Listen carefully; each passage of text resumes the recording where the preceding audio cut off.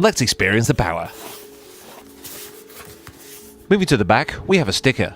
This tells us that we have the 8GB RAM and 256GB SSD model. The laptop is protected by a polystyrene surrounding, so it doesn't get knocked about by the postman. Inside we have the power adapter. This one has a barrel jack, and it's good for 12 volts, 2 amps. There's one of these. What the heck is that? Seems to be an adapter of some sort. We'll find out later. A small cardboard box is inset into the polystyrene, and inside, manuals and warranty cards. I sometimes hold Wesley down by placing a potato on him. I am John Luke. Check my chest here.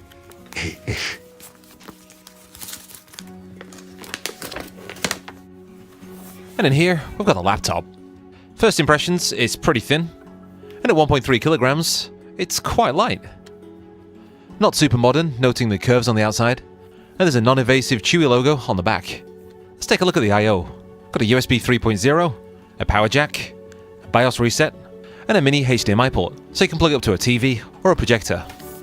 On the back there's no exhaust holes, and on the right we've got a micro SD slot, headphone jack, and a USB 2.0 port.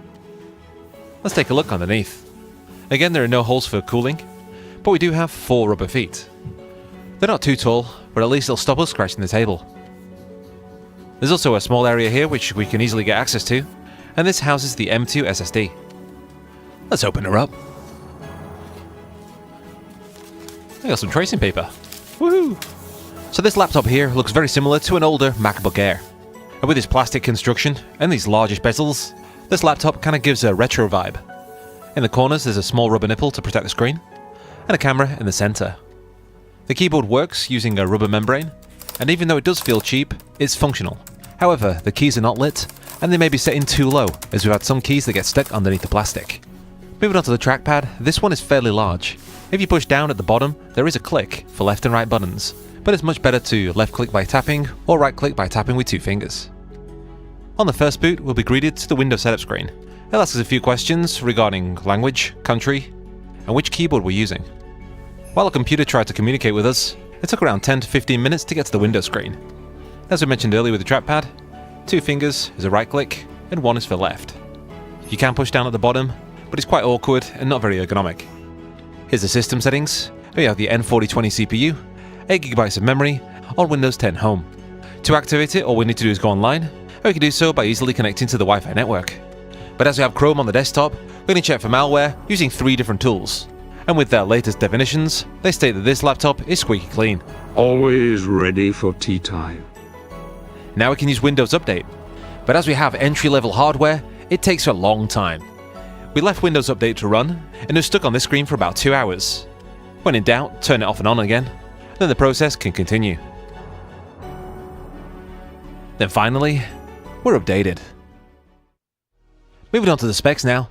This cheap laptop has a 1080p IPS display. It's got a Celeron N4020, which is dual-core and can boost up to 2.8 GHz. The thing is, this CPU is 4 years old now, and at release, it was designed to be power efficient and affordable. Many of the other features are also of last generation, such as the M2 SATA SSD, the Wi-Fi, Bluetooth, and also the USB 3.0. But at the current price point of $175, it's probably better not to judge it on specs, but to see what it can do. When installing things to a new laptop, we usually start with Ninite.com. It's a website full of free tools such as paint packages, virus checkers, and Office. Simply select everything you wish to install, press Get Your Ninite, and then run the file to install everything easily. So we can use things like LibreOffice to write our documents, make spreadsheets, or we can make some graphics with Krita. Unfortunately, on this computer it takes ages to load, and as it's only dual core, it lacks power, so it only stick to simple tasks not involving any filters.